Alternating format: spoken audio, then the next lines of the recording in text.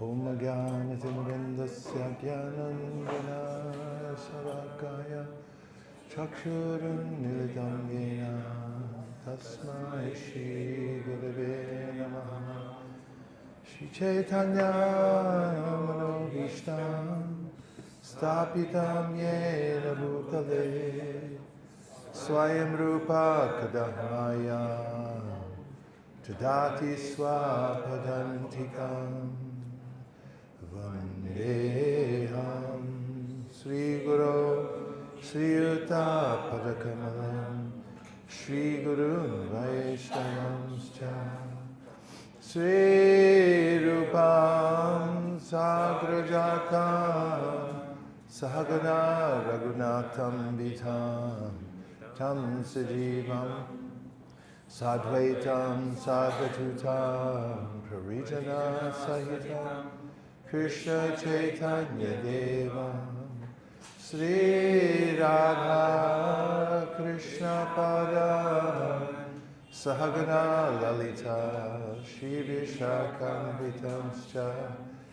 Hey Krishna Karuna Sindho Dina Bandho Jagatpate Gopesha Gopika Kanta Radha Kanta Namostute Tapta Kanchana Gaurangi Radhe Vrindavaneshwari Rishabhanu Sute Devi Pranamami Hare Priye Vansha Kalpatarubhyascha Kripa Sindhubhya Evacha Patitanam Bhavanebhyo Vaishnavebhyo Namo Namaha Jai Shri Krishna Chaitanya Prabhu Nityananda Sri Advaita Gadadhara Shivasari Gaura Bhaktavinda Hare Krishna Krishna Krishna Hare Hare Hare Rama Rama Rama Hare Hare Gaur Premanande Haribo.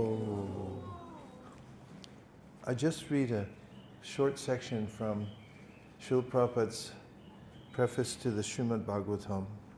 And then we could take some time, if you're up to it, to share some realizations from the yatra, since tonight is our last meeting that we'll have. Tomorrow we're going early in the morning to Govardhan Hill for the Prabhupada's Disappearance Day observation. We've been at that program for quite a few years due to our normal schedule, which is to stay there for Kartik for our hearing and chanting vows, and we are naturally there anyway. So we've gotten into the habit of being there at Govardhan. So the temple president there, Asit Krishna Maharaj, asked if we would come over and do our normal service of doing the facilitating of that program. So we'll be leaving tomorrow morning early for that program, and we have to stop in at Radhanath Swami's program because some of our devotees there are involved in cooking, and they wanted us to see the miraculous setup that they've created to cook for 15,000 people a day twice. They have some amazing developments. They've been able to do that for many, many years, but apparently this year it's something to behold. And I think some of you might be coming over too, or is it a mixture? Coming? It's a mixture. It's a mixture, as with everything.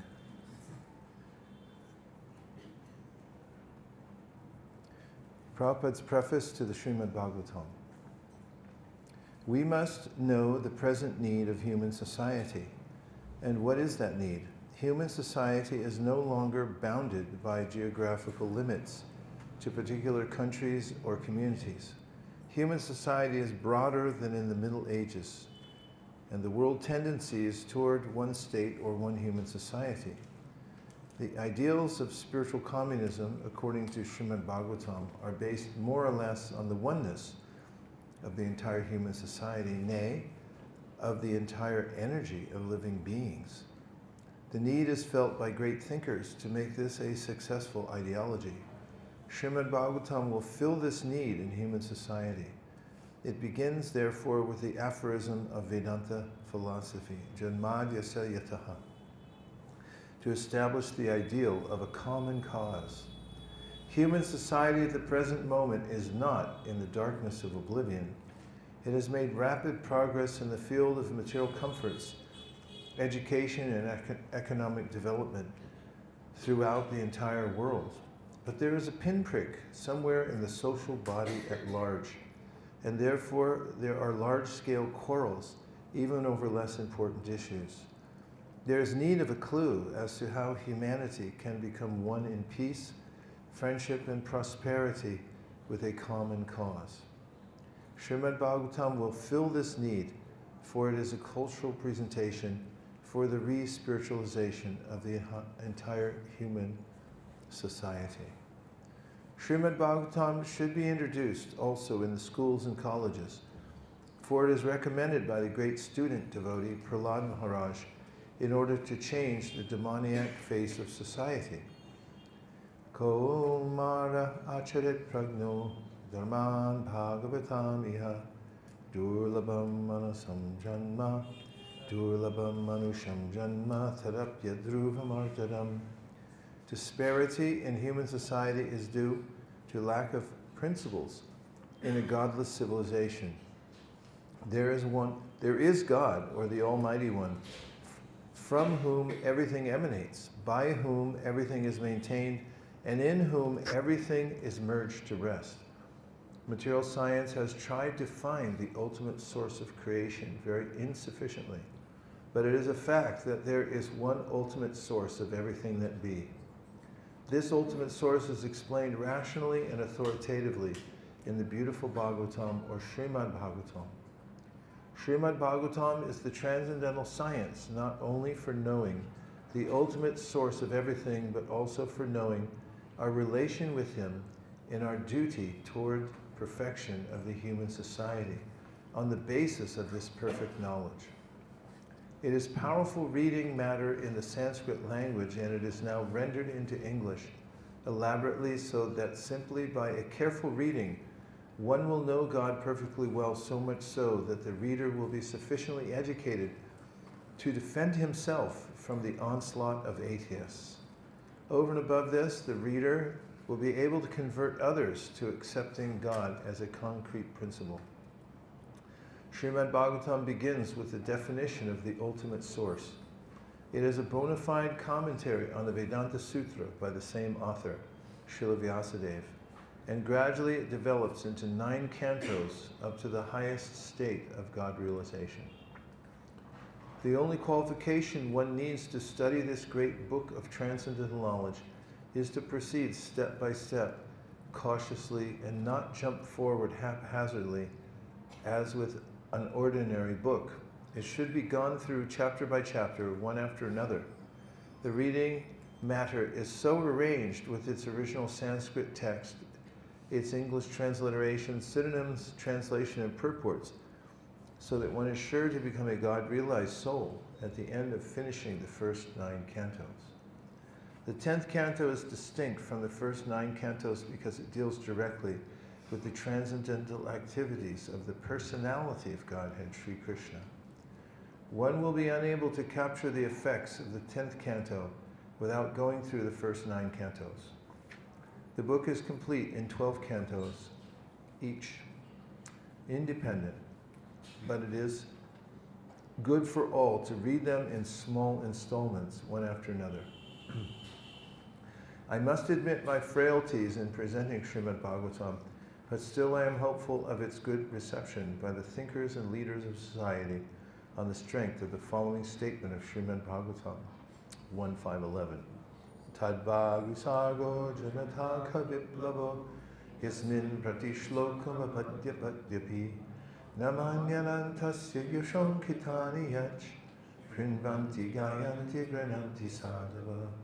On the other hand, that literature, which is full with descriptions of the transcendental glories of the name, fame, form, and pastimes of the unlimited Supreme Lord, is a transcendental creation meant to bring about a revolution in the impious life of a misdirected civilization. Such transcendental literatures, even though irregularly composed, are heard, sung, and accepted by purified men who are thoroughly honest. Om Tat Sat. A.C. Bhaktivedanta Swami, dated at Delhi, December 15th, 1962. Hare Krishna. And now, if you have some reflections or any final questions, we can hear from everybody about your experiences. Prabhu. Hare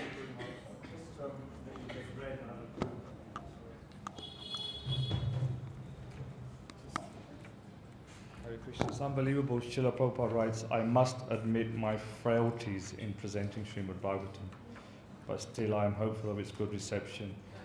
I mean, this is the creme de la creme, the Srimad Bhagavatam, but even so, Prabhupada is still, I must admit my frailties.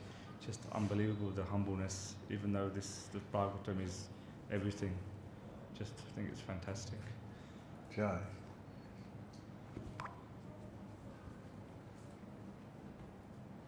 Yes. The answers lie in front of the text translations. The benefit that Krishna gives personally to anyone who reads it.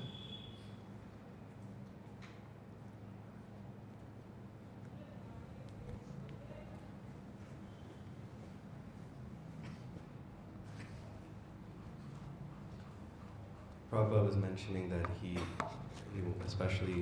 mentioned especially the thinkers and leaders of society, and also in Chaitanya Charitamrita, I think he mentioned multiple times how he met with religious leaders of different countries and spoke with them.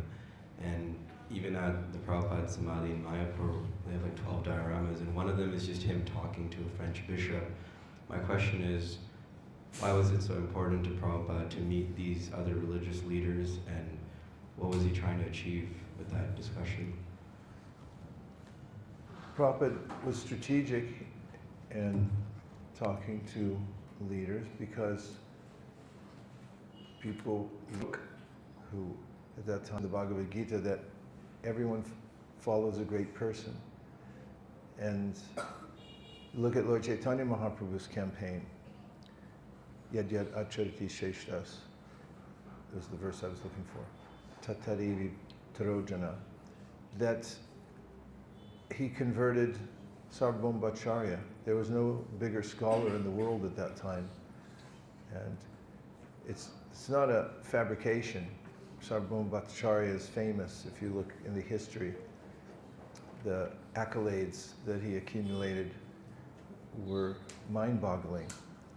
And as a young man, 24 years old, Mahaprabhu went there and gently dealt with Sarvabhauma Bhattacharya until he became a devotee. And what to speak of Prakashananda Saraswati, who is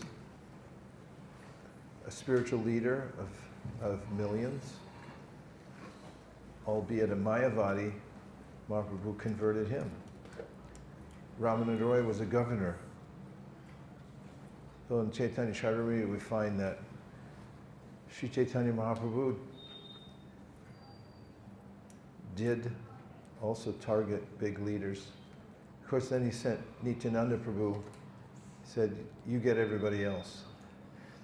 But by getting one leader, then many more people will become Krishna conscious. And Prabhupada also emphasized going to schools and colleges, especially the better institutions, because as we've seen over time that many of the devotees who have been one of them, they become more Krishna, common people. Hare Krishna Maharaj. The only word I could think is gratitude. I'm so grateful to all. Extremely noteworthy group this is, all of you. That we heard no complaints, even in the most intense situations, traffic jams that lasted for hours, and change of plans at the last minute. That everyone here was enthusiastic, present, and it's notable, the spiritual acumen of everybody here. It's been really an amazing experience over the last few days. Also, I was remarking how it's nice to have a smaller group, because then we get to know one another and we get a rhythm going and a thread that we're on. And it's really nice to have the time, visit holy places, hear and chant together. And we have these shared experiences. That's also something we might nice to share tonight, some of the experiences. For instance, today when we got to Vrindavan, it reminded me that you never know what to expect when you're on yatra. You may have it in your mind, like, we're going to walk up the steps, we're going to go through that little door, we're going to see Vrindavan. But when we were walking up the steps into the courtyard, there was a devotee, an ISKCON devotee, going the other way, and he grabbed me by the arm as he was going down. He goes, "Crowded, bro, crowded." And then he goes, then he said, "It's too crowded." And I said, "Great, we'll have Harinam." And I was remembering some of the other times that we've been on yatra, like last February, I guess it was this year. We were at Ramanreti, and it was a big traffic jam. We couldn't get out of it. And somehow or other, Sudhir and I jumped out of our car and jumped into a little rickshaw that was able to weave in and out. And we got there at about 12:01 when that big gate was closing. And somehow or other, in the crush of people coming out, we were able to sneak in, even though they were kicking everybody out. And we started a Harinam inside, and then eventually they asked everybody to leave. And when we got outside, it was as packed as it was today, only the crowds spanned a larger distance. And we started a Harinam there with whatever we had, and gradually other devotees. It was memorable because the crowd got into it. And today I was thinking as we went in there, and that devotee said, he said, it's crowded, and then I said, yeah, right. And he goes, no, too crowded. I thought, great, we're going to have another Harinam. And just watching the people, I mean, what kind of people come to see Radharman and are willing to risk getting trampled to do so?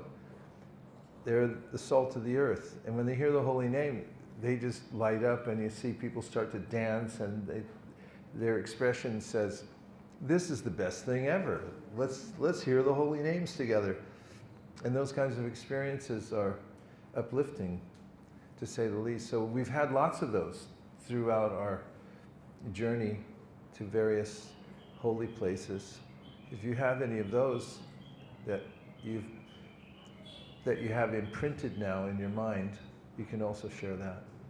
And yeah, the gratitude is mutual on all sides, because there's a very heartfelt activity coming together very deliberately. Everybody knows that everyone here made sacrifices to come here. And just the travel itself is onerous. But to speak of taking time off, you left your plants, maybe you forgot to ask somebody to water them, your pet's going, well, I think you flat left me. And you took time off from work or whatever it might be. You did it for Krishna. And that's a deep act of devotion, just to walk out the door and say, whatever happens, happens, I'm going to see Krishna. And that goes on one's eternal record. What else? Yes. 1, 2, 3, 4. 1, 2, 3, 4.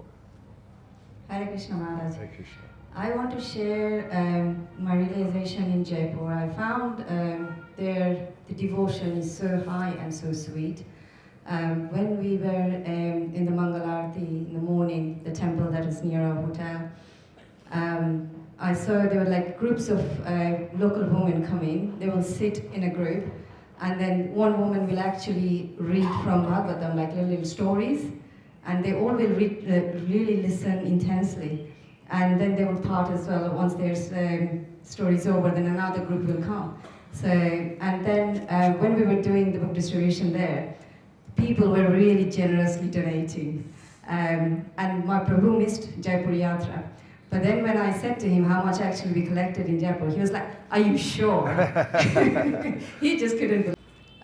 Hey Govind, not Govind, sorry. Hey Madhav. Hey Madhav, I'm leaving for now. Please stay well. I'll come back again tomorrow. Oh. And he was so sweet. So. Hare Krishna Maharaj. Right. Just have a question. Yeah, okay.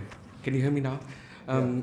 Over the past few days throughout this yatra, you have been reciting and we have been repeating prayers like Brahma Samhita, Nectar of Devotion, Nectar of Instruction, Ishopanishad, and many more. Would you be able to give a perspective, your perspective on the importance of reciting these prayers, remembering them, and how it adds value to our, the process of bhakti and devotional service in our daily lives?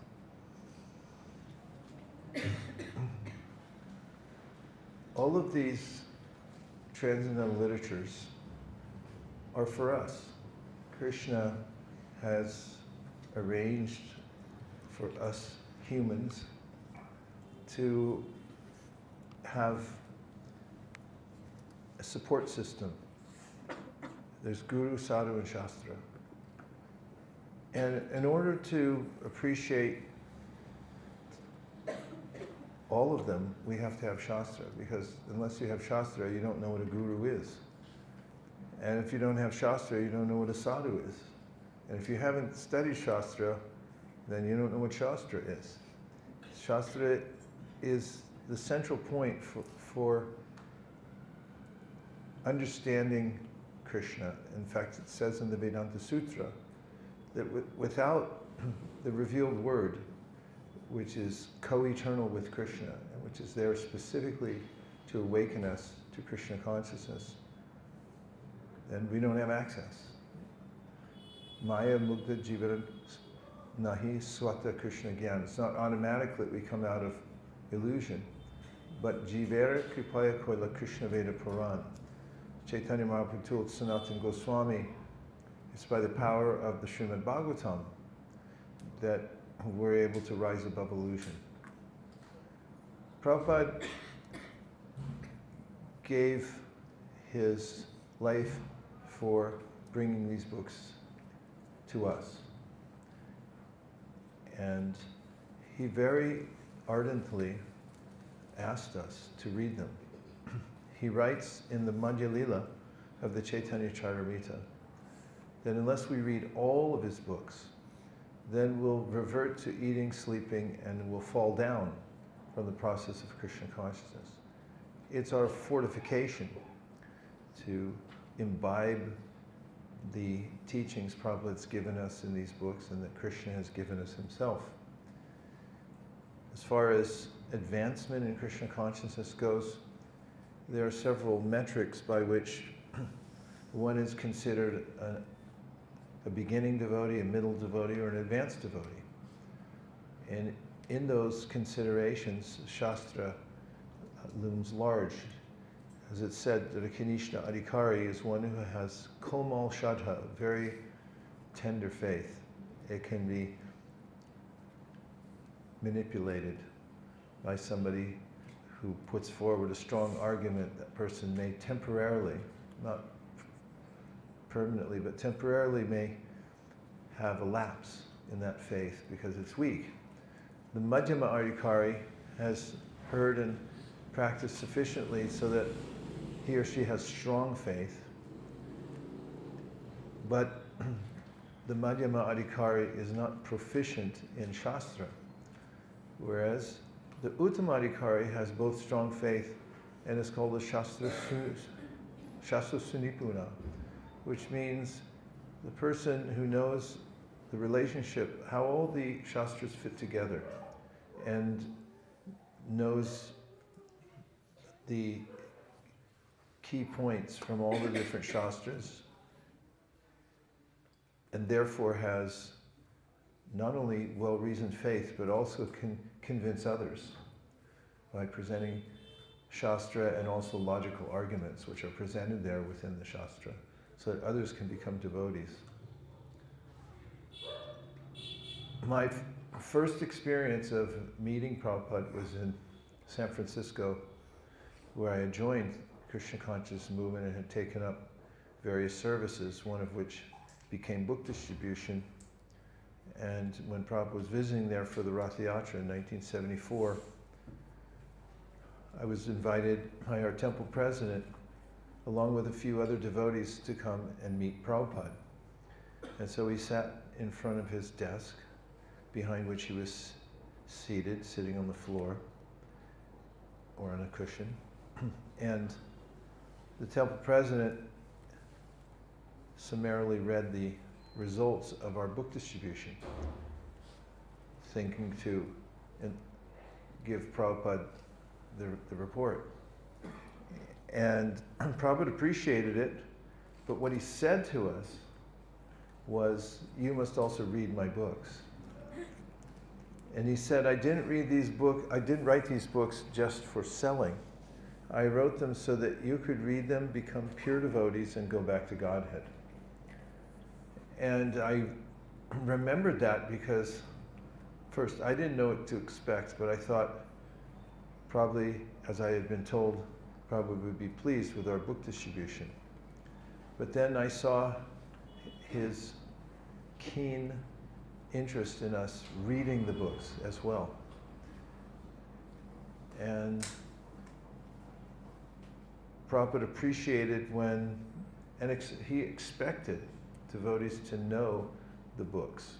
For instance, in giving talks, especially to outsiders, when there were disciples, Prabhupada's disciples in the room, and Prabhupada would make a point about Shastra, he would say to his disciples, he would say, find out that verse.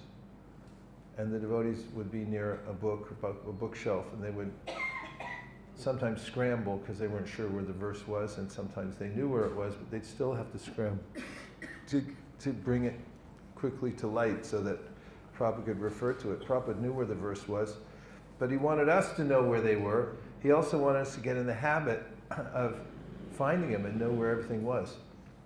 Listen to any of Prabhupada's lectures and you'll notice that every one of his points is punctuated or preceded by a direct Shastra, or the Bengali, and he points to where it is.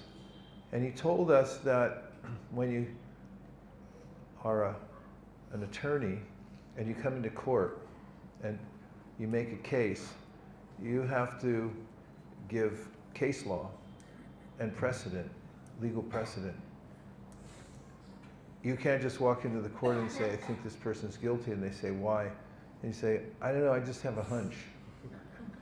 No, you have to be very precise. And Prabhupada said in that vein that we should know his books the way a lawyer knows his or her books and is able to quote from them to prove points. Otherwise, the point isn't made. The proof is that you give the verse and so forth. And Prabhupada picked the specific books he wanted us to read. Of course, he wanted to translate a lot more, but as fate would have it, we have what we have. And it's more than enough. As Prabhupada pointed out, if you're able to become well-versed in the Bhagavad Gita even, which not a lot of people are. Some people overlook the Bhagavad Gita and say, it's just the Bhagavad Gita. As Krishna tells Uddhava in the 11th canto of the Srimad Bhagavatam, some sages live by the Ganges, but they go elsewhere to take baths. They say, oh, it's just the Ganges. And he told one of my godbrothers, Madhavananda Prabhu, that if you knew about 60 key verses from the Bhagavatam, and then you could legitimately preach anywhere. Of course, you can always preach, but it would give authenticity to anyone if you knew like 60 verses.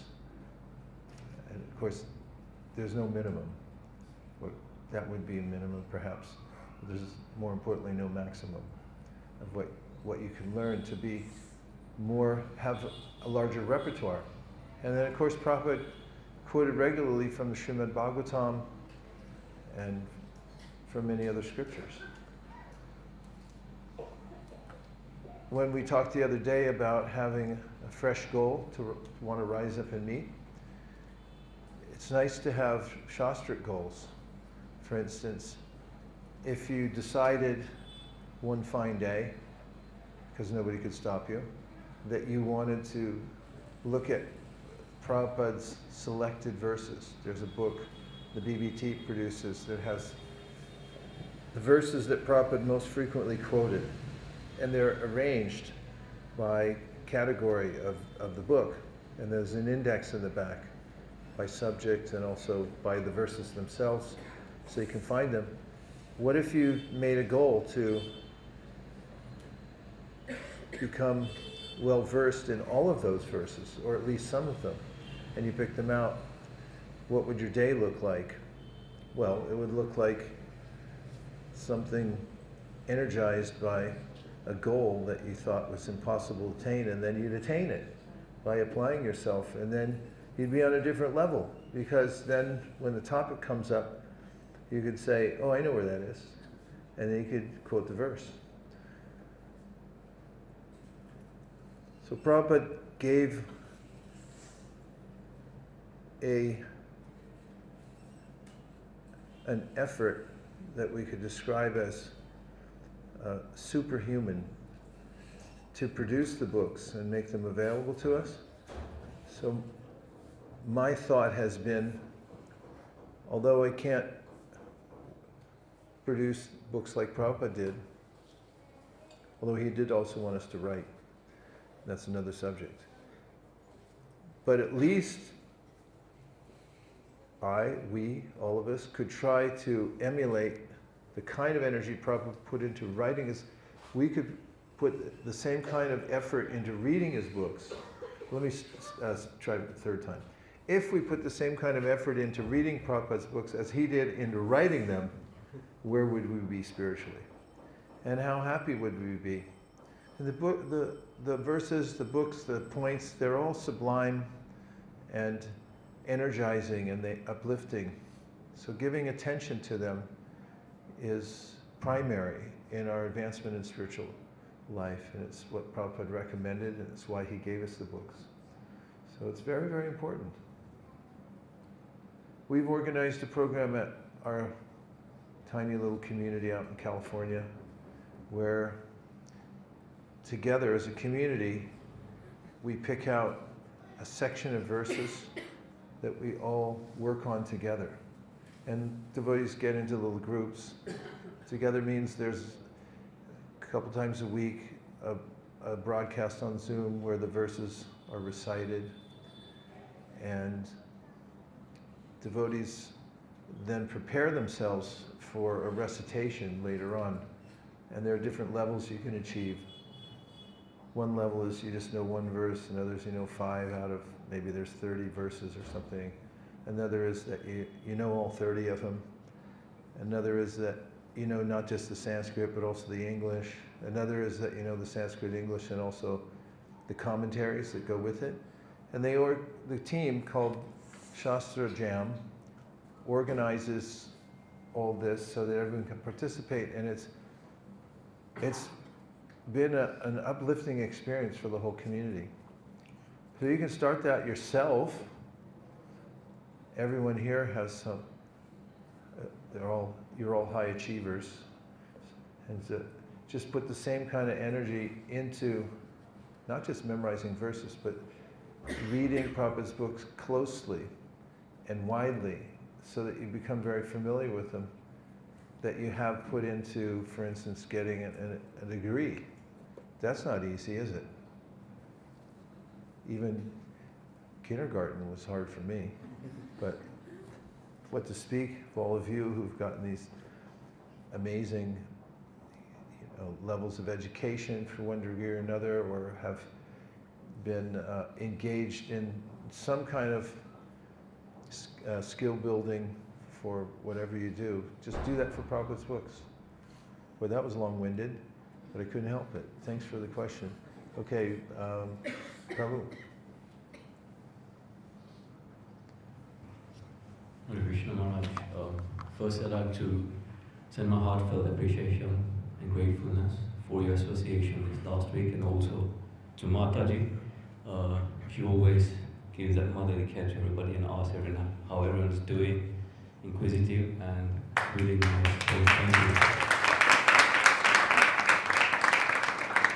And also to all the devotees present here for the association. So I remember the first yatra we went with Divyanand Prabhu, the first trip, which was about 4 years ago. Was intense, as you said, and Divyanand Prabhu's yatras are renowned to be intense because he packs in a lot in a short time, so tight schedule. And the first time I went, I thought, what am I doing here? This is like my body is breaking, everything.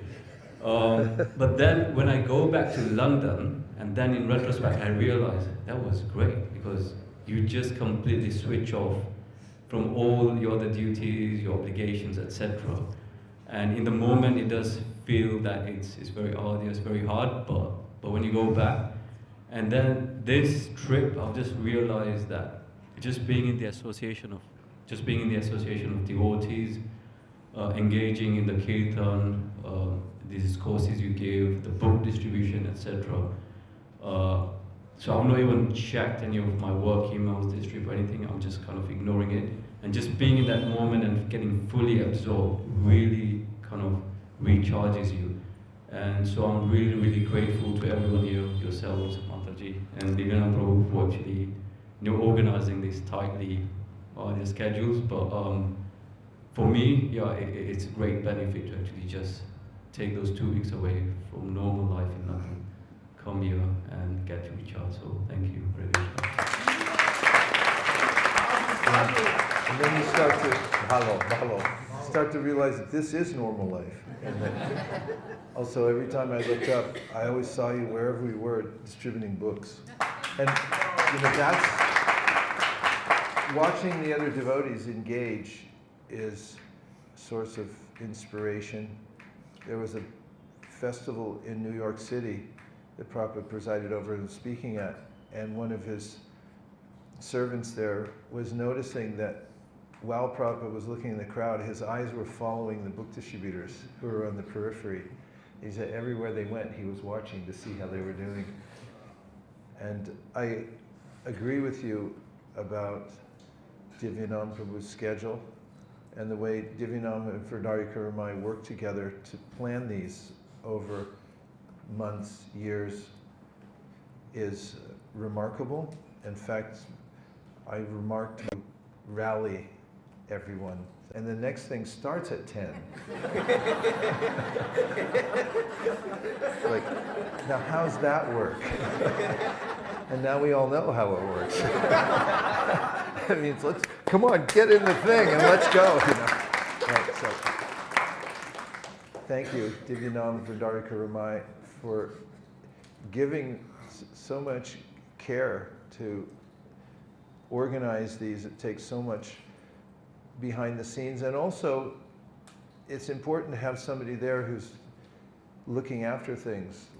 Like the devotees who came from Navadvip and went to Puri every year for 4 months every year were headed by Shivananda Sain. And he'd have to go ahead and make sure there were boats ready to take all the devotees across. Couldn't call ahead back in those days. And just knowing that there's somebody there arranging, talking to the Mahant, making sure we don't get kicked out. There's a lot behind the scenes that you're doing. And it's giving us all a place where we can come and just give our hearts and not have to worry about anything. So deeply grateful to you and Vrindari Kurumai for taking such pains to make sure that we don't have any pain. We just have all ecstasy. Hare Krishna.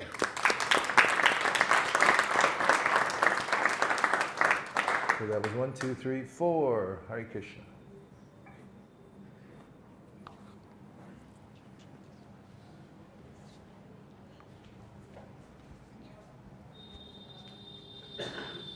So finally we got it with 2 months also. So I really appreciate all the share and encouragement. I'm having the experience distributing books.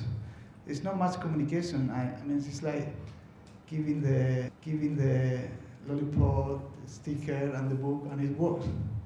I feel a bit guilty and deaf. They are hearing, and I feel like I'm giving because my karma I'm deaf. I feel they are more qualified and advanced, like because they are hearing, they are listening and getting more advancement quickly. And also I feel very inspired in Jaipur when we sing a song by Rupa Goswami. The song is about the bee is going away, looking for going away. But basically we try to say the bee, please come back, go to Krishna lotus feet. 1 second. Krishna lotus feet. And that's what we should do with the mind. Just tell the mind, focus on Krishna.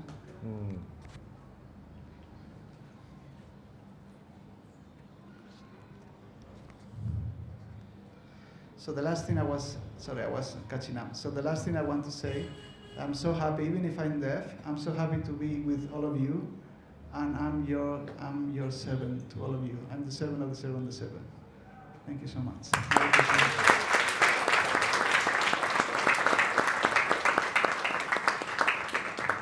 And just one more thing from me. If you want to please him, we do the claps like that because it makes sound. But for the deaf people, the claps is you put your hands up and you do like this. I like that. You should do that. Yes, because for a deaf, when you do the clap like that, they are deaf. They won't be able to hear, and plus their hands is down. But when you put your hands up, because it's visual, then they can see everyone is clapping. So thank you so much. Hare Krishna.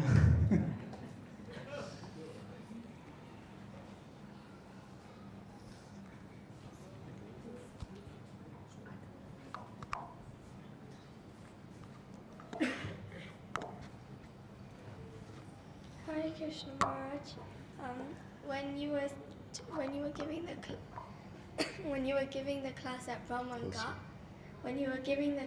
Brahman Ghat yesterday, I really liked the point that you said, like, if you just stay alive to listen to Krishna Katha, the most impossible thing will happen, which is like you will conquer Krishna. Hare Krishna.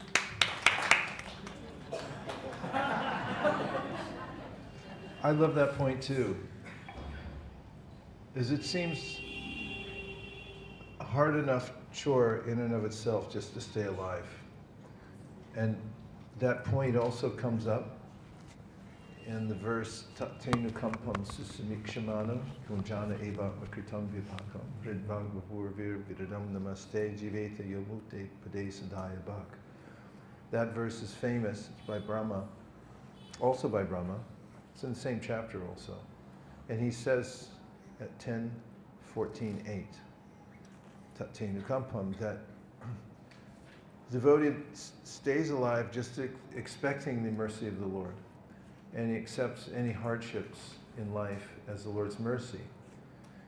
And Brahma says anyone who lives like that, in that state of mind, is eligible to go back to Godhead. Or he puts it actually in legalistic terms and says, such a person is eligible to inherit the kingdom of God.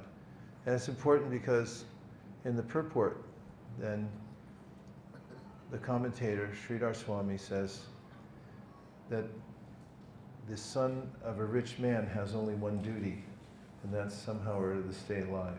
Why is that? What did you say? Why is it the sole duty of the son of a rich man to somehow or other stay alive?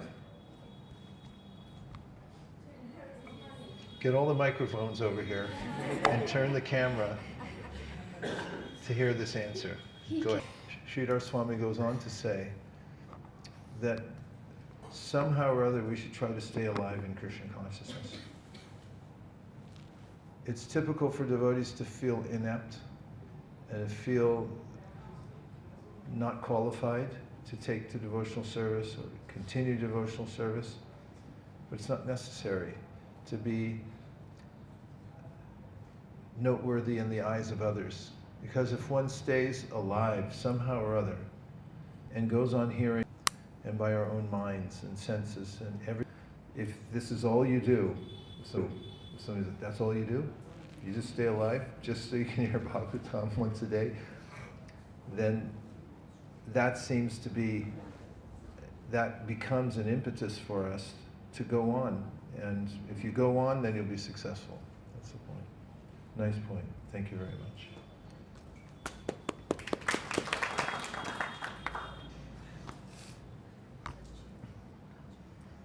Shachi. Hare Krishna. Hare Krishna.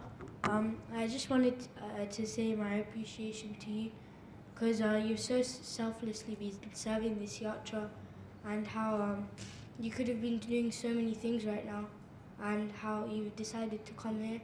So my take back is that we should try serving Krishna and his devotees selflessly as much as possible in your footsteps. Thanks, Shachi. Actually, when Divyanand Prabhu first asked me to start coming on the yatras, I thought it was out of the ordinary, because normally I just stay in one place in Govardhan. Not just one place, but we just stay at Govardhan Hill and do our parikrams there. But it's so much fun to zip around to so many places. It leaves a definite impression, doesn't it? If you think back to all the places we've been, and you get a kind of a mosaic of all the different aspects of Vraj or wherever else we go by going to all these places, and I've come to really have a taste for the yatra, and look forward to it every year. It's fantastic. Yes.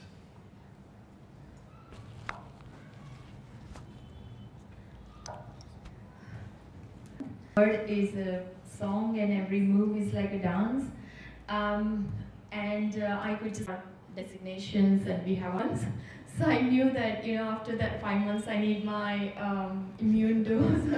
I need to improve, get my immunity dose.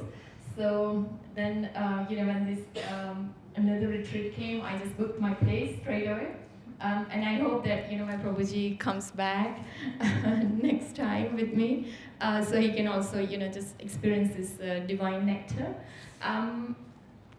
So coming back to Jaipur, I just felt that all those temples, they had their own transcendental vibes and their own simplicity and, their own level of devotion.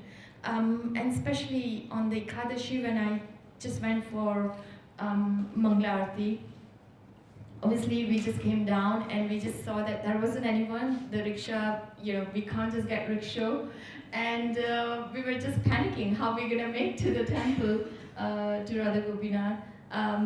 So we just asked the receptionist, if he can just kindly drop us. And he was sleeping and he kindly offered us.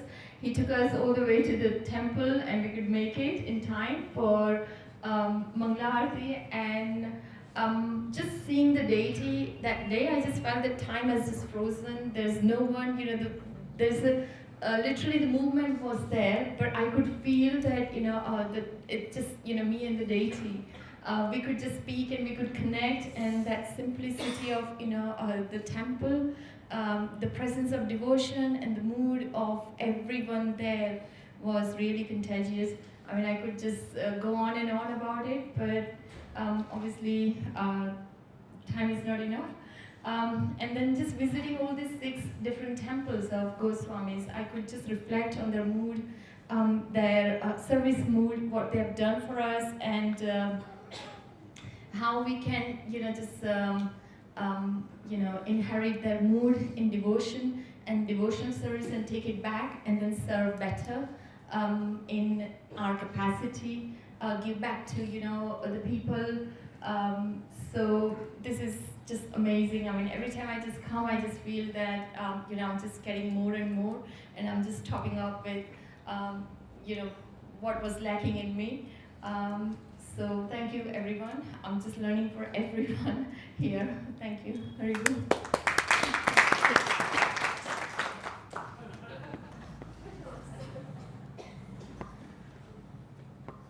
Yeah, we get so much from seeing the devotees who come to see Krishna. It's almost more important than seeing Krishna ourselves is to see the enthusiasm. When we were leaving from Radhamadava temple, after the Mangalartik we were there, I saw one young woman coming up the steps, and I was just approaching the steps. She apparently realized the time, maybe the curtains were closing, and she had such a sense of urgency. After she got up, she was running towards the front of the temple, and she was going, Radhe, Radhe.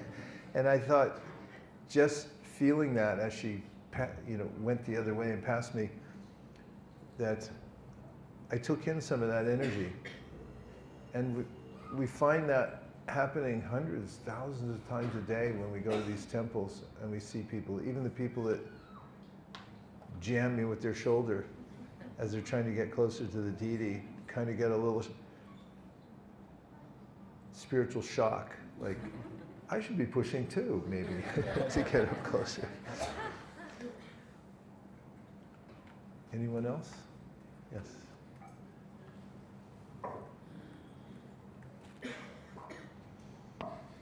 Hare Krishna, Guru Maharaj. First of all, my gratitude and many thanks to you and Guruma for your association and availability and your boundless energy and enthusiasm. I was just recalling that how long the days are, and I see you and we all see you being so much joyful and active throughout, from the japa session till the last class. And I also remember in one of the days, it's happening all the time, but that's the one I noticed. We were around the Radha Kund, it was Uddhav Kund. We were coming out, and you started some kirtan outside. And you were so much engrossed and joyful in that finally Guruma was trying to come and grab you and stop you so that we can carry on with that tight schedule of Divanam Prabhu. And also many thanks to Divanam Prabhu and Vrindavika Ramaya Mataji for Srila Bhaktivinoda Thakur.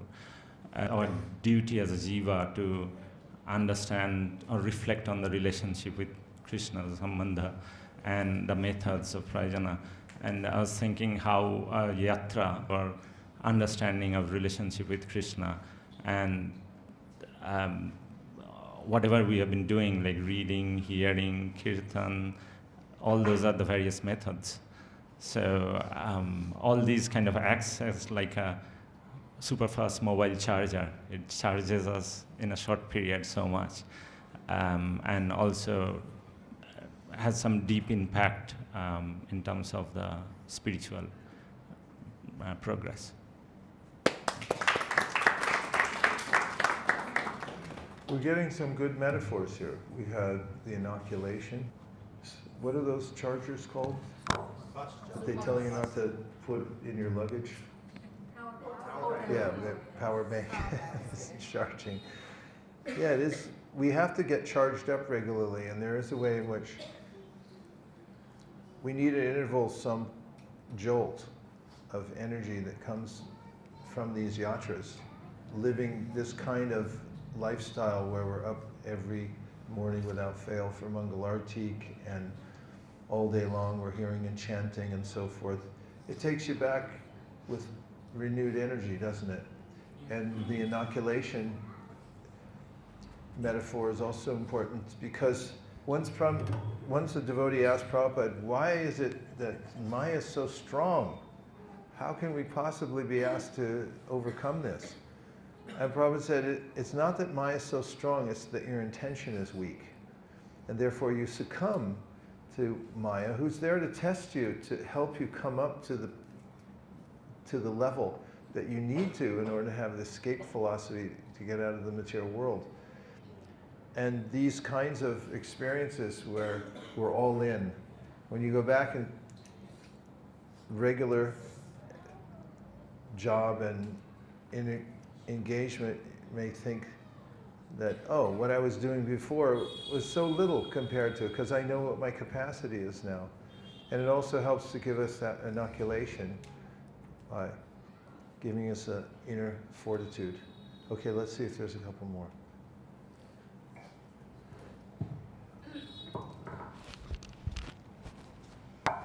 Hare Krishna, Guru Maharaj.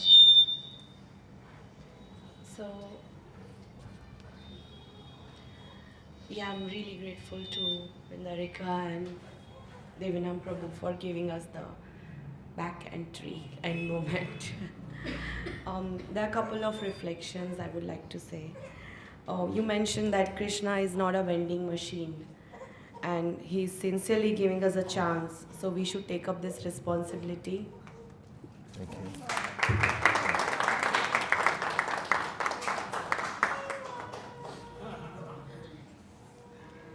So we should take up this responsibility to give up the material attachment. And also I really like this point you made at Imlital today about that those who really know the essence of life, those who know the purpose of the life, and those who know the truth, for them this Kali Yuga is the best yuga because we have the Sankirtan movement. So that was really, really nice. And just wanted to share, when we were doing Kirtan from Radhakund while coming out and taking the tuk-tuk, there was a dog which started to bark when Guru Maharaj was singing. And Guru Maharaj said, yeah, well done, that's it, that's it. So it just reminded me of your dog pastime. Very well.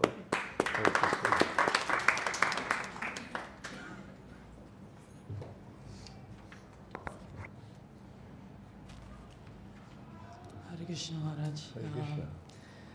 I just wanted to say I'm feeling really grateful for this yatra and everyone here. Devotees have been working so hard, like day and night, like not sleeping much, just trying to prepare everything. And so many devotees I cannot name, but they have been working really hard. And it's a bittersweet time because soon everyone of us have to go to our normal lives, and I wish I could take all of them home. Let's just try a new protocol. We're going back to our abnormal lives. This is our normal life, and then we're going back to our abnormal life.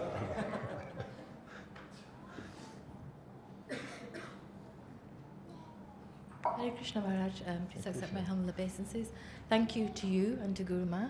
Thank you for taking your time, and it was such a pleasure to see you again that day when we came down. With everything going on in the world at the moment, it's so easy to become so disillusioned, with the wars and the news. Even though I try to avoid it, it seeps into our consciousness.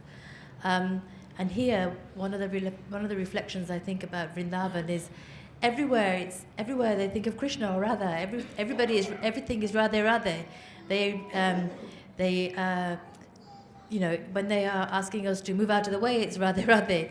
When they're asking us to sit still, it's Radhe Radhe. When they're arguing with us because they want more money for the rickshaws, they address us as Radhe Radhe. So it's like the most spiritual, the closest to the spiritual world that I can think of, where people either say Krishna or Radha. They don't say anything else. They address everybody like that. So that's really special. But thank you for giving us this opportunity again. I needed this spiritual injection. So thanks. Radhe, Radhe.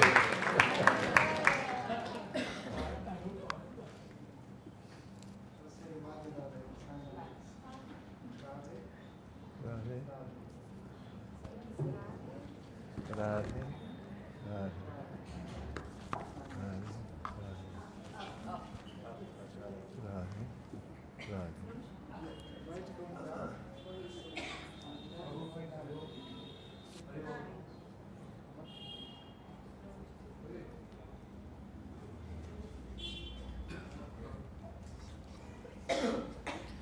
Thank you, Guru Maharaj and Guru Mata and Divanam Prabhu, Vrindarika Mataji for organizing such a nice yatra.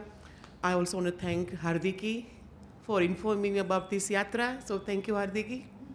And thank you to everybody who helped me. I was struggling with certain steps. So thank you all. Without you, it wouldn't be possible. So I'm really grateful. Thank you. And when we were at the ashram, and I saw there was a big ant was carrying another little animal or insects, and I was thinking, yes, that is what our Guru Maharaj do. They carry us. That creature was ignorance, and the Guru Maharaj carry us, they bring it to Krishna conscious. And I think is my responsibility, our responsibility to bring other people to Krishna conscious. We have to carry them to Krishna conscious. Thank you for that. Hare Krishna, everybody.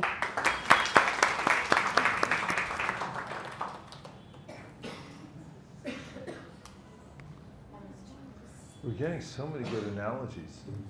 Injection, inoculation, ants. Okay, 1, 2. Hare Krishna Maharaj. Hare Krishna. Please take some of my humble obeisances. Just before I show my appreciation to you, Maharaj, and to Mother Nirukula Mataji, I just wanted to reflect on the book which I was reading, Srila Prabhupada Leela Amrita, A Lifetime in Preparation. Sometimes we just hear about Srila Prabhupada when he goes on the Jaladuta cargo, heart attacks and all the struggle in much about what Srila Prabhupada went through to write in the Srimad Bhagavatam. He would actually walk waiting of the Srimad Bhagavatam. The printers were nice, they would give him credit, but they would say, you can halve the books, I think 1,000 books or something, and then whatever money you make, then, we'll make the second 1,000 copies. So when I was reading, I was actually reflecting how much Srila Prabhupada went through just to write the Srimad Bhagavatam. And every day you've been reciting these wonderful quotes and verses from Srimad Bhagavatam.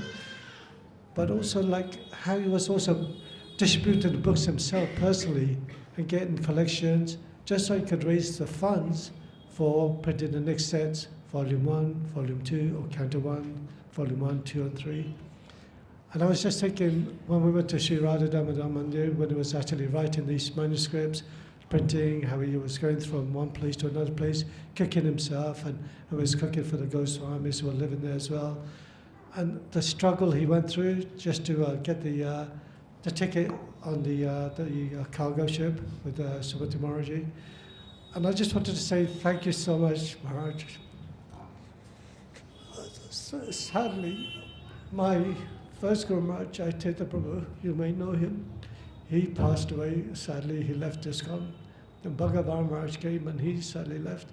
There was a bit of a void in my spiritual life until I met his oldest, Bhakti Swami.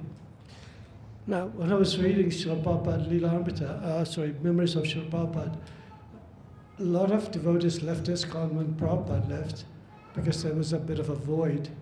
There was a bit of emptiness. And when Bhakti Swami left, of course, it was a very difficult time during COVID time.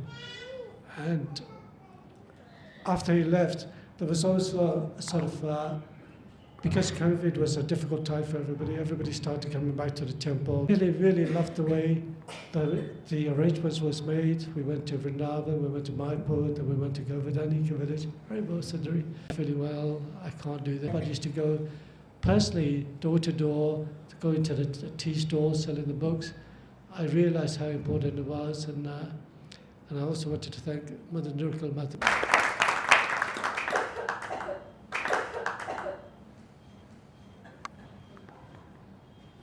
Kameshri. That's me. Psychological ailment. People know that smoking is bad for them. In some countries, and maybe it's even India now, it's required by law that they put on the package that this could cause cancer in some countries. Is it India? Thailand. In Thailand, they're mandated, the cigarette companies, to put on the package a picture of cancer, people with cancer. For instance, they've had,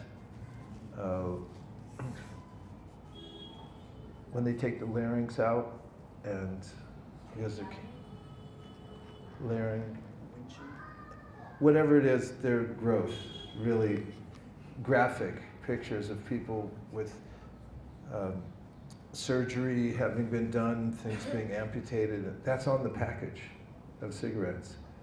And yet, people still go buy them. And just imagine the person who smokes cigarettes and they're paying for the package, and then that picture, as the packet is on the counter and they're paying for it, they see it. And they know deep inside that this is killing me, has potential of putting me in such a situation, but still they do it anyway. Also, another example of cognitive dissonance is given that people love their pets, and they say they love animals, but then they eat animals. And I mean, I can remember growing up and asking my mother, it's like, hey, what's with this? And it's like, no, it's okay, this and that, and because this, because that. And so dissonance means there's a kind of discordant, like when you have a discordant sound, somebody's singing one note, somebody sings the wrong note, and it clashes. So in one's mind, you know what the right thing is, but you're not doing it, and therefore it makes this sound that is discordant inside the head. That's dissonance. And it happens within your mind. So as souls in the material world, we experience that all the time because we're not part of this world. There's no time at which we actually touch it or get anything out of it, but we keep trying. And that's cognitive. That's a kind of cognitive dissonance that we all face as souls in the material world. Thank you. Hare Krishna.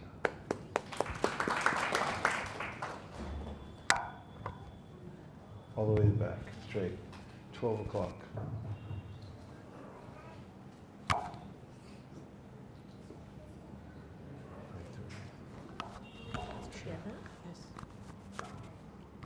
You're going to do this? 5:35, 5 to 20 minutes. Okay. Hare Krishna Maharaj. This is my first spiritual retreat I've ever attended, and I didn't know what to expect. I have been looking every day forward to your talks. The first talk I need to take, and I have taken that. But one thing I need to mention here is you spoke about simply surrendering to Krishna just by uttering his name. With faith and love, he becomes our best friend and never forgets the smallest gesture towards him. Fear arises when we see something separate from Krishna. I think that's one of the most profound, message that you have given to me. It makes it so simple that we don't need to know, the Sanskrit verses or anything to realize God. Just a simple, pure love for him will make us go closer to him, and that was really, really good. And I thank you with all my heart. The other point I want to make is the fact that we sat in different places, locations under the tree, reminded me of the old Gurukul system where the teacher and the students sit. It was amazing to see that in this modern age. So thank you for that. Deepest gratitude to you, Prabhu Maharaj, for this lovely talks that you have given, and thank you. Last but not the least, you made me walk 13,000 steps today. And you were so calm and and singing away to glory, and that inspired me to walk behind you without any noticing how much I had walked. Thank you so much for losing 1 kilo today.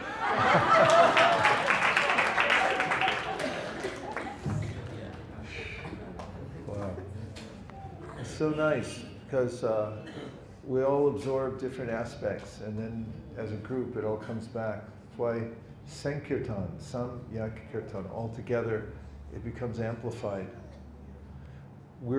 I've been informed that we're running down to the last few minutes, so if anybody had wanted to say something, now's your opportunity. We have to end in about 7 minutes. Hare Krishna, Guru Maharaj. So last year, someone gifted me your book, 4 Questions, and I read that, and it really transformed my life. So I put that book in my bag, so I thought I'd read it again on the airport. And it just so happened there was a woman next to me. She just poured her heart out at me like she had cancer and everything. So I gifted the book to her, and as she was reading it, her daughter said, "What are you doing, Mummy?" And she said, "Well, this is a really good book I'm reading. When I'm finished, I'll give it to you." And I've never done book distribution before, so I think to myself, Hare Krishna. 1, 2, 3, 4. 1, 2, 3, 4.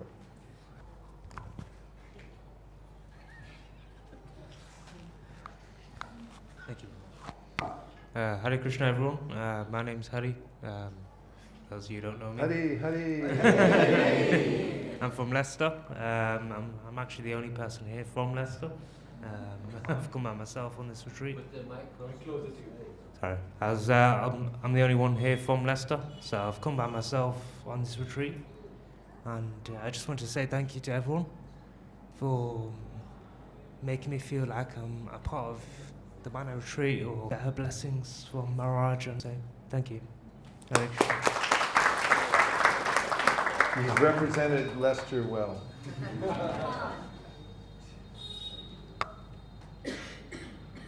When I was entering Vrindavan, actually over that time, I was reading Guru's prayers, and every time I read it, I resonated with a different point.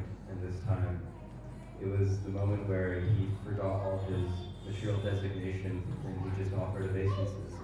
And I really resonated with that because there's a lot going on in my mind, and when I reached over, then I just let it go. And like, all right, I'm just here by myself. There's nothing else. There's no other life outside of this. And that's been very nice. And then it also kind of intertwined with the point you mentioned in the readings, where being offenseless is actually very easy. It's a matter of just being simple, the vibration, the mercy, and so on. And what I noticed, or the last thing that I noticed on this yatra and also previously in Manipur, was just these really small villages and these temples that are there where it's the center of the town. The mood of the devotees, the mood of the residents is something just so magical, where I can't even believe that they live like that, where their whole life is just completely centered around Krishna and worshiping Krishna, and they go to see him before work, they'll come see him during their lunch break, and that's just amazing. Like, to have that kind of relationship with Krishna, where it's not really like he's their friend or anything even, just to come and see him and appreciate him and take his darshan and be also seen by him every day.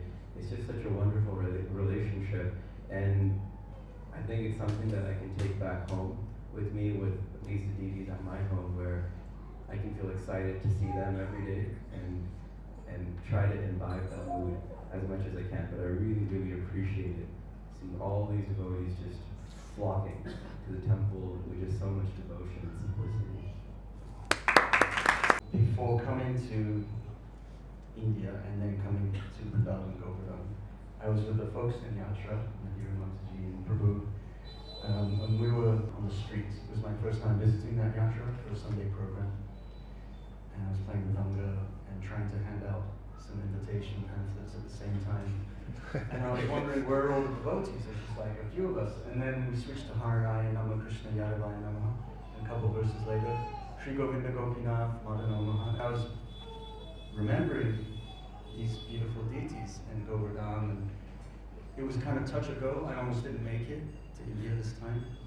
So I was kind of really praying, and then it went full circle when I was in front of these deities that from performing Sankirtan, doing Harinam Sankirtan, distributing literature in the West, gets one into the Tao.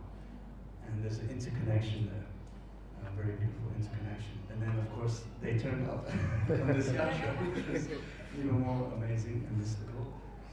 And of course the Govardhan readings have been very deep, very, very heart-moving and very deep. And of course we'll keep on tagging along and trying to follow the Yuga Dharma and book distribution wherever it takes us in the world. So thank you, especially Divyanand Prabhu. We were in Bhaktivedanta Samana on Bhadra Purnima, and I didn't get an opportunity to really engage so much in distributing sets of Bhagavatams, but Prabhu jumped in on the kirtan. I was doing kirtan with some devotees, and he got the mic, and we handed out some pamphlets to get people to sign up. So thank you, Divyanand Prabhu, for all your service as well. Hare Krishna.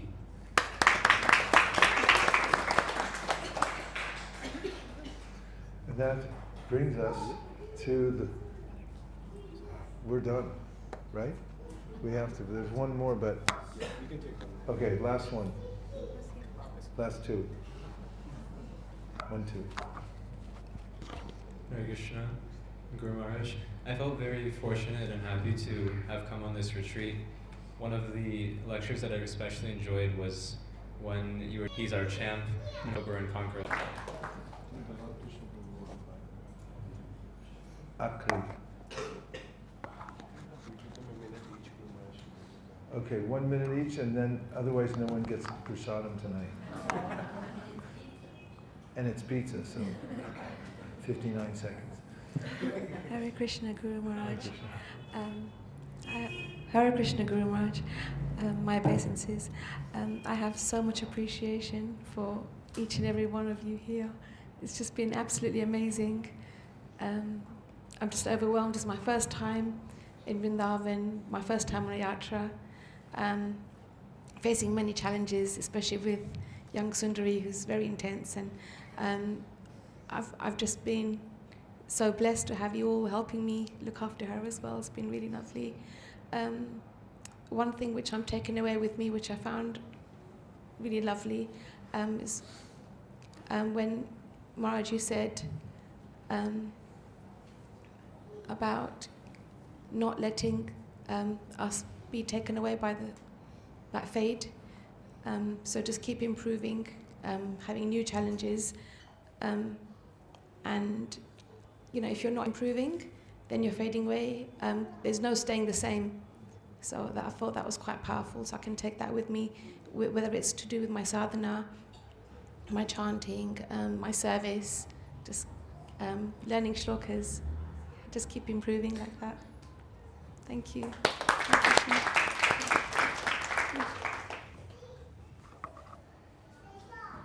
Hare Krishna Maharaj. My name is Dalal Krishna Das. I'm a disciple of His Holiness Radha Swami. I was sharing with Mataji today that Maharaj is doing the Govardhan program.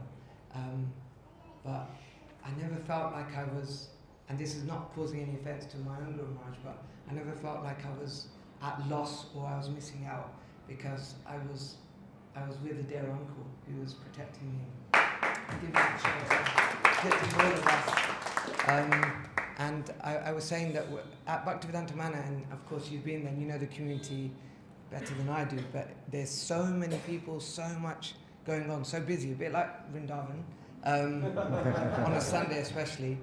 But there's many of us that don't really know what our purpose is still. And I feel incredibly grateful coming on this yatra. I've been working in an Avanti school for over 13 years, still working out what is my purpose as an educator. But you mentioned something in one of your classes where you said people are waiting, peering out of their windows, wondering when Nitai and Gora are going to visit their home. And that made me feel very emotional, because Sankirtan is the essence of everything, and I don't do it at all. Well, not in the way that I think I've learned through coming on this yatra and seeing how people are book distributing, but the way you give you give so much access and equality to everybody to engage with Krishna consciousness is phenomenal. And as an educator, we're always looking at how can we make the material accessible to everyone. And you do that so seamlessly. So I take away so much from my professional career, but my spiritual career. And yes, this is the real life, not what I do back home. So thank you.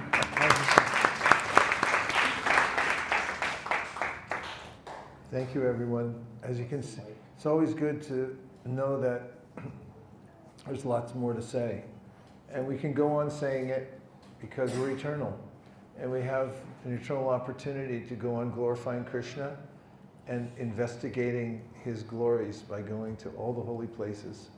And let's just keep doing this forever, okay? Yes.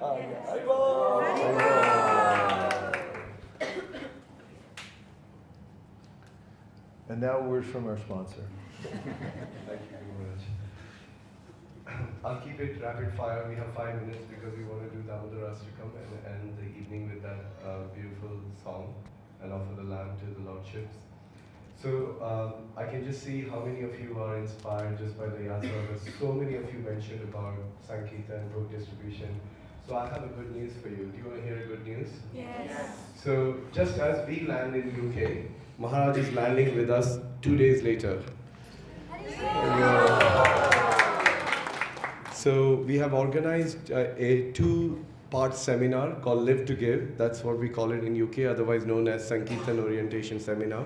So that seminar will be held on the weekend of 7th and 8th of November. I'll put the details of registration on the group. Please register it. Spaces are limited, but you get the priority because you've been on the retreat with us. So we'll give you spaces, we'll give you VIP passes to come for that. So please do register. And there are some nice reading sessions too, reading Bhagavatam with Maharaj in Bhakti Lounge. So we'll share the details on the group too, so you can take advantage of those. I'm just going to thank some devotees. I mean, each one of you played a significant part in this yatra. It can't be just done by myself, my wife, or Raj Prabhu for that matter. All of you played a very important role. So please forgive me if I miss out some names, but I'm just going to try to say a few names of the devotees who I felt were really instrumental in putting this together. So I want to begin thanking Siddhanta Prabhu and Praneshwar Prabhu for the audio system and carrying it everywhere and making it so seamless. It was an incredible service. I want to thank Amrita Sagar Prabhu and Brajraj Bhavana Prabhu for not only just doing what they do here in so many services, but telecasting it and taking it all over the world so that many devotees can tune in. And so many messages I've been getting, when is the next yatra? So thank you, Prabhus, for doing what you do.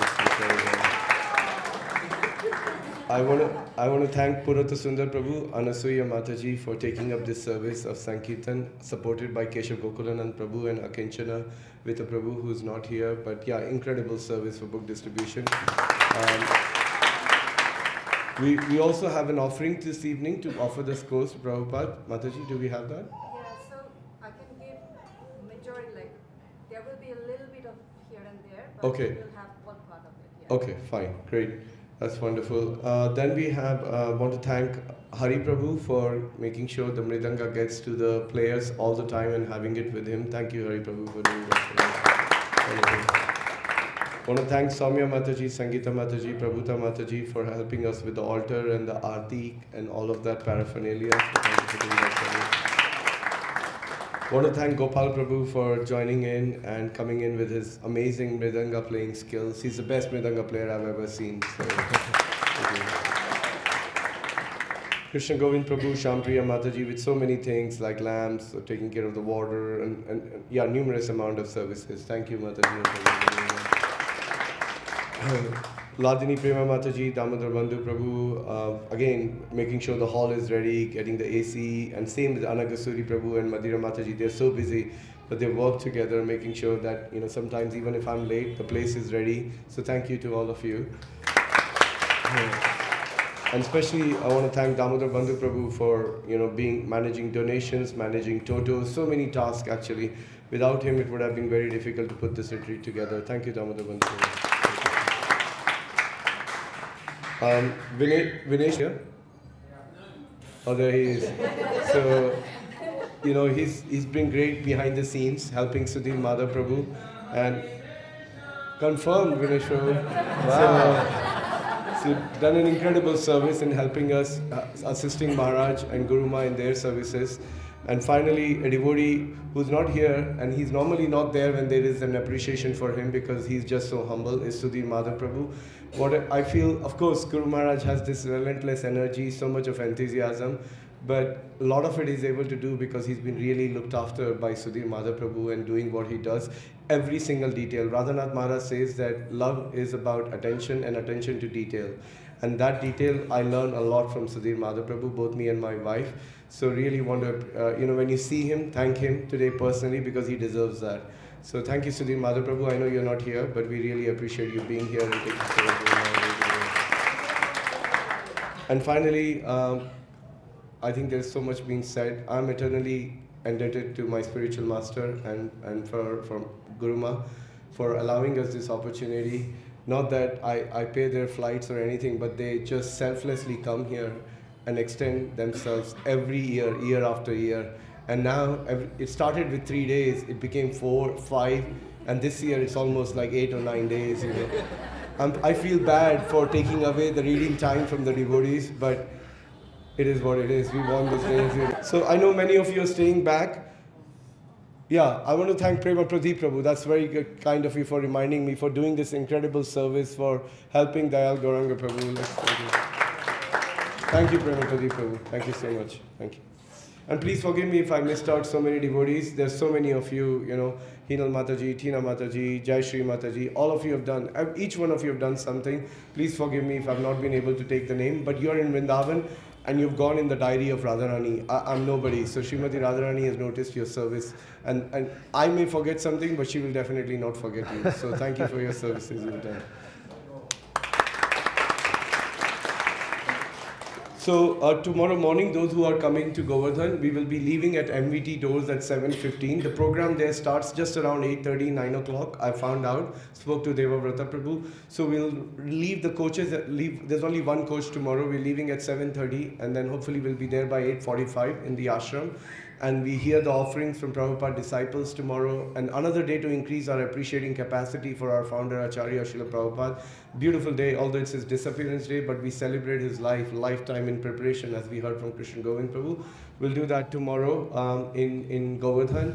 And those who are staying back, please do take at least an hour and 2 to go to Krishna Balram Mandir or Goshala and hear the glorification of Srila Prabhupada. We need it so much. Prabhupada has done so much for us, and this is our opportunity. By hearing his glories, we can appreciate him even more. So there will be fruit prasadam for those who can't fast, and for children we have toast, or anybody who cannot fast for medical reasons. So there is, I know the toast has been the most famous here because of Amul butter for some reason, but there is butter and jam and toast on the go, so you can have that and take it for your children. And for those who are staying back, there is possible the prasadam while we are in Vrindavan. So that's been arranged for all of you, those who are staying back. So it will be available upstairs for you to collect. And tomorrow night, we might board some of our bags into the coach so that we are ready. The coach will be here tomorrow night, so I'll share the details tomorrow for that. I think that's it for today. Does anybody? Yes. I just want to thank Nanda Devi. She comes every year. She's an avid hearer, Prabhupada disciple. And she could go anywhere, everyone wants her everywhere, but somehow she chose this yatra, and we're really deeply grateful to you and just the example that you set, always being present. To ISV, and he's there. I don't take it for granted, but this was over and above because he came all the way to the yatra and was here the whole time. Otherwise, we would have been missing you too much. And thank you for being ever encouraging to all of us and for setting such a lifetime example. You should get a Lifetime Example Award. Hare Krishna. Thank you, Vijay Prabhu. Sorry, I did forget a couple more people. So I just wanted to thank my parents. My father and my mother are here. I think them staying in Vrindavan make half of my life easy. Although I was supposed to be staying in MVT, but for some reason I decided not to because it's just easy to be with the parents, and I only come once a year. and having everything ready at home and them helping me in assisting Guru Maharaj and Guru Ma is just a great help. So I know my father is somewhere hiding here, but he's there, yeah, and my mother. So thank you, Papa and Mama, for doing what you do to help us. Thank you. And I finally want to thank Raj Prabhu, who's in Barsana. He's just heading back on the way. He's an incredible devotee. I don't know how, by good fortune, I found him. He's working with us as a team. He comes on all the yatras, coming to Global Youth Retreat in December. So without Raj Prabhu, I'm sure you will agree this wouldn't be possible what he does. So let's just show our appreciation for Raj Prabhu. And I know all of you said Vindarika already, but whatever happens, whatever I do, nothing is possible without her help. And I know she's not here. But yeah, I owe my life to her because she brought me into Krishna consciousness. And she's keeping me alive in many ways and inspiring me from behind the scenes, looking after the children. And I'm extremely grateful to my wife for helping me and allowing me to do what I do. So now we are going to do Damodar Ashtakam. Devotees, you can come this way. We're going to run and, no, I'm joking. We're going to do it peacefully. So please come, offer the lamp and Krishna Govind Prabhu.